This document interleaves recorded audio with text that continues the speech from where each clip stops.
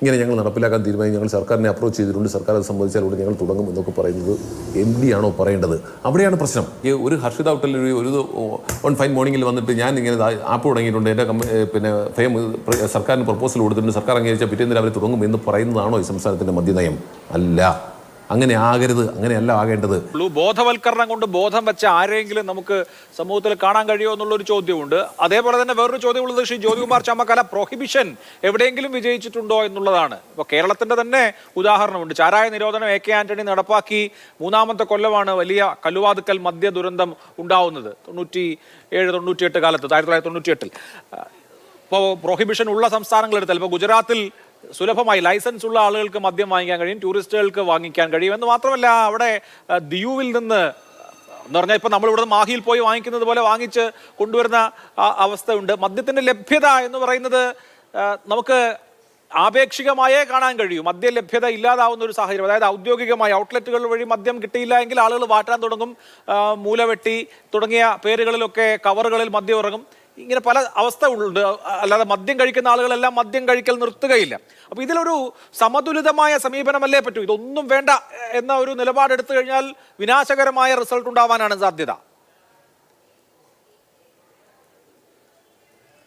നോക്കൂ, ഇപ്പോൾ ഞാൻ ഹസ്കർ പറഞ്ഞിടത്ത് തന്നെ തുടങ്ങാം.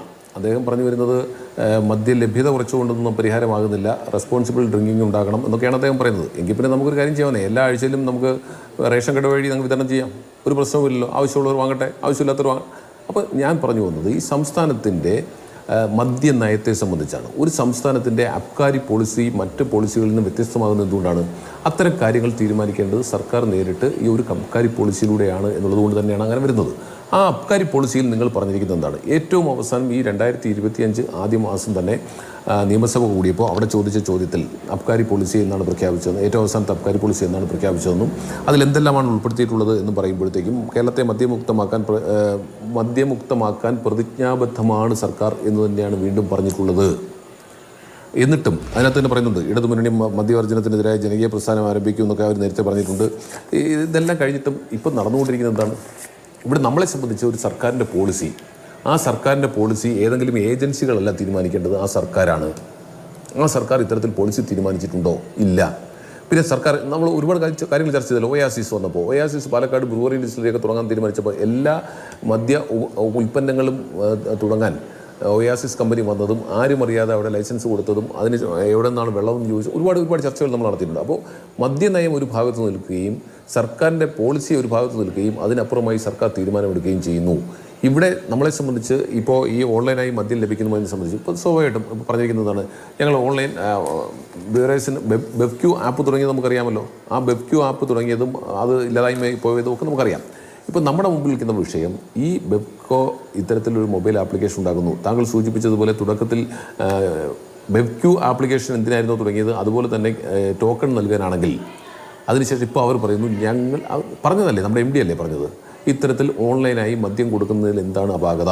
ഈ സംസ്ഥാനത്തുള്ള ഔട്ട്ലെറ്റുകളുടെ എണ്ണത്തെ സംബന്ധിച്ചും തമിഴ്നാട്ടിലുള്ള ഔട്ട്ലെറ്റുകളുടെ എണ്ണത്തെ സംബന്ധിച്ചും ആന്ധ്രയിലുള്ള അല്ലെങ്കിൽ കർണാടകത്തിലുള്ള ഔട്ട്ലെറ്റുകളുടെ എണ്ണമൊക്കെ സംബന്ധിച്ചു പ്രഖ്യാപിച്ചുകൊണ്ട് അവർ ഇങ്ങനെ ഒരു നയം പ്രഖ്യാപിക്കുന്നത് ശരിയാണോ? സംസ്ഥാന സർക്കാരിൻ്റെ മദ്യനയം പ്രഖ്യാപിക്കേണ്ടത് ബിവറേജിൻ്റെ MD ആണോ? അല്ല. അങ്ങനെ ഈ വർഷം ഇനി മദ്യനയം വരാൻ സാധ്യതയില്ലല്ലോ. മദ്യനയം വരുന്നത് സ്വാഭാവികമായിട്ടും ജനുവരി, ഫെബ്രുവരി, മാർച്ച് മാസങ്ങൾക്ക് മുമ്പാണ്. അപ്പോൾ അങ്ങനെ ഇരിക്കെ ആ മദ്യനയത്തിൻ്റെ ഭാഗമായി ഇത് ഉൾപ്പെടുത്തിയതിന് ശേഷം എന്തുകൊണ്ടാണ് മദ്യനയത്തിൻ്റെ ഭാഗമായി ഉൾപ്പെടുത്തുന്നത്? അവിടെ ചർച്ച ചെയ്യപ്പെടും, നിയമസഭയിൽ ചർച്ച ചെയ്യപ്പെടും. അങ്ങനെ മദ്യനയത്തിൻ്റെ ഭാഗമായി വരേണ്ട ഒരു പോളിസി, ആ പോളിസിയെ സംബന്ധിച്ച് നമ്മുടെ ബെവ്കോയുടെ MD ആണോ പ്രഖ്യാപിക്കേണ്ടത്? ഇങ്ങനെ ഞങ്ങൾ നടപ്പിലാക്കാൻ തീരുമാനിച്ചു, ഞങ്ങൾ സർക്കാരിനെ അപ്രോച്ച് ചെയ്തിട്ടുണ്ട്, സർക്കാർ അത് സംബന്ധിച്ചാൽ ഇവിടെ ഞങ്ങൾ തുടങ്ങും എന്നൊക്കെ പറയുന്നത് MD ആണോ പറയേണ്ടത്? അവിടെയാണ് പ്രശ്നം. ഒരു സർക്കാരിൻ്റെ പോളിസിയെ സംബന്ധിച്ച് അതിൽ ചേഞ്ച് ഉണ്ടാകണമെങ്കിൽ ആ സർക്കാരാണ് പ്രഖ്യാപിക്കേണ്ടത്, ആ സർക്കാരാണ് തീരുമാനിക്കേണ്ടത്. അതിൻ്റെ ഗുണദോഷങ്ങളെ സംബന്ധിച്ച് അതിൻ്റെ സ്റ്റേക്ക് ഹോൾഡേഴ്സുമായി ചർച്ച ചെയ്യണ്ടേ? എന്തുകൊണ്ടാണ് ഒരു ചർച്ചയും ഉണ്ടാകാത്തത്? ബെവ്കോയുടെ MD ഒരു ഹർഷിത അട്ടല്ലൂരി മാത്രം വിചാരിച്ചാൽ ഇത്തരത്തിലുള്ള കാര്യങ്ങൾ നടപ്പിലാക്കാൻ പറ്റുമോ ഈ സംസ്ഥാനത്ത്? അങ്ങനെയല്ലല്ലോ ഉണ്ടാകേണ്ടത്. അവരാണോ ഇത് പ്രഖ്യാപിക്കേണ്ടത്? ചർച്ച ചെയ്യപ്പെടേണ്ട വിഷയമല്ലേ? പിന്നെ രാസലഹരി ഞാൻ ചോദിക്കട്ടെ, അതതിൻ്റെ രാഷ്ട്രീയമാണെന്നേ. ആ രാഷ്ട്രീയം പറയുക എന്നുള്ളതാണ് പ്രതിപക്ഷത്തിൻ്റെ ധർമ്മം. ഇത്തരത്തിൽ നയത്തിൽ വ്യതിയാനമുണ്ടെങ്കിൽ അത് ചർച്ച ചെയ്യപ്പെടേണ്ടതും തീരുമാനിക്കേണ്ടതും എവിടെയാണ്? അതിനപ്പുറത്തേക്ക് ഇപ്പോൾ നോക്കൂ, ഞാൻ മനസ്സിലാക്കിയെടുത്തോളം ഒരു പ്രമുഖരായ ഒരു മദ്യ ഉൽപ്പന്ന കമ്പനി ഉൽപ്പാദിപ്പിക്കുന്ന കമ്പനി ഈ സംസ്ഥാനത്ത് അവർ സ്വാഭാവികമായിട്ടും അവരുടെ പ്രോഡക്റ്റ് വിൽക്കുന്നതുമായി ബന്ധപ്പെട്ട് അവർ ചിലപ്പോൾ സർവേ നടത്തിക്കാം. അവർ സർവേ നടത്തുമ്പോൾ പുതിയ തലമുറയിൽ നിന്ന് മദ്യത്തിലേക്കൊക്കെ വരുന്നത് കുറവാണ്, ആളുകൾ കുറവാണ്. മറിച്ച് അവരെല്ലാം പോകുന്നത് രാസലഹരിയിലേക്കാണ്. ആ രാസലഹരി ഈ സംസ്ഥാനത്തില്ലായ്മ ചെയ്യാൻ സർക്കാരിൻ്റെ ഭാഗത്ത് നിന്ന് എന്തെല്ലാം നടപടികൾ ഉണ്ടാകുന്നുണ്ടോ? ഇല്ല. അപ്പോൾ അതിന് ബദലാണ് ഇതെന്ന് പറഞ്ഞാൽ ശരിയാകുമോ? ഇതെല്ലാം ചർച്ച ചെയ്യപ്പെടേണ്ട വിഷയങ്ങളല്ലേ? ഇത് ഡിബേറ്റബിൾ ടോപ്പിക് അല്ലേ? അതിനൊക്കെ അപ്പുറത്തേക്ക് ഒരു ഹർഷിത ഹോട്ടലിൽ ഒരു ഓൺ ഫൈൻ മോർണിംഗിൽ വന്നിട്ട് ഞാൻ ഇങ്ങനെ ആപ്പ് തുടങ്ങിയിട്ടുണ്ട്, എൻ്റെ പിന്നെ ഫെയിം സർക്കാരിന് പ്രപ്പോസൽ കൊടുത്തിട്ടുണ്ട്, സർക്കാർ അംഗീകരിച്ച പിറ്റേന്ന് അവർ തുടങ്ങും എന്ന് പറയുന്നതാണോ ഈ സംസ്ഥാനത്തിൻ്റെ മദ്യനയം? അല്ല, അങ്ങനെ ആകരുത്, അങ്ങനെയല്ല ആകേണ്ടത്. നിങ്ങളുടെ പോളിസി എന്തായിരുന്നു? നിങ്ങൾ ഇപ്പോൾ പിന്നെ നല്ല മദ്യം കിട്ടണമെന്ന് ആവശ്യപ്പെട്ടിട്ടുണ്ട് ഫോറം ഫോർ ബെറ്റർ സ്പിരിറ്റ് അതിൻ്റെ പ്രതിനിധി പറയുന്നു. പോളിസി അല്ലെങ്കിൽ ബെറ്റർ സ്പിരിറ്റ് അദ്ദേഹം പറയുന്നു ഇവിടെ പ്രകടന പത്രിക അവിടെ കിടക്കും, തീരുമാനം വേറെ വരുമെന്ന്. അതൊക്കെ അദ്ദേഹത്തിന് ആ സ്പിരിറ്റിനുള്ള താല്പര്യം കൊണ്ട് തോന്നാവും. ഞാൻ അതിലേക്കൊന്നും കടന്നു പോകുന്നില്ല. അദ്ദേഹത്തിന് അതിന് സ്വാതന്ത്ര്യവുമുണ്ട്, അദ്ദേഹത്തിൻ്റെ സംഘടനയ്ക്ക് അതിനുള്ള സ്വാതന്ത്ര്യമുണ്ട്, അതുപോലെ തന്നെ മദ്യവർജനത്തിന് പ്രവർത്തിക്കാനുള്ള അവർക്ക് അവകാശമുണ്ട്. പക്ഷേ നമ്മുടെ മുമ്പിലുള്ള പ്രശ്നം എന്താണ്? ഇത്തരം കാര്യങ്ങളെ സംബന്ധിച്ച് ചർച്ച ചെയ്യപ്പെടേണ്ട രീതിയിൽ ചർച്ച ചെയ്യപ്പെടണം. നിങ്ങൾ പ്രഖ്യാപിച്ചിട്ടുള്ളത്, നിങ്ങളുടെ പ്രകടന പത്രികയിൽ പറഞ്ഞിട്ടുള്ളതാണ് നിങ്ങൾ നടപ്പിലാക്കുന്നത് അല്ല. അവിടെയാണ് പ്രശ്നമെന്നേ. അങ്ങനെ ഇത്തരത്തിലൊരു സാഹചര്യം ഉണ്ടായിട്ടുണ്ടെങ്കിൽ അത് കേരളത്തിലെ ജനങ്ങളെ ബോധ്യപ്പെടുത്തേണ്ടതില്ലേ?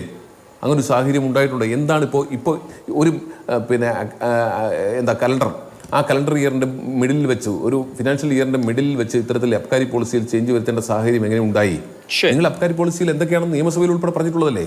അപ്പോൾ നിയമസഭയെ ബൈപ്പാസ് ചെയ്തുകൊണ്ട് ഇങ്ങനെ ഒരു ബെറിയസ് കോർപ്പറേഷൻ മുന്നോട്ട് പോകാൻ കഴിയുമോ? ഒരിക്കലുമില്ല. അങ്ങനെയല്ല ഉണ്ടാകേണ്ടത്. ഇത് ഒരിക്കലും അംഗീകരിക്കാൻ പറ്റുന്ന വിഷയവുമല്ല. ശരി.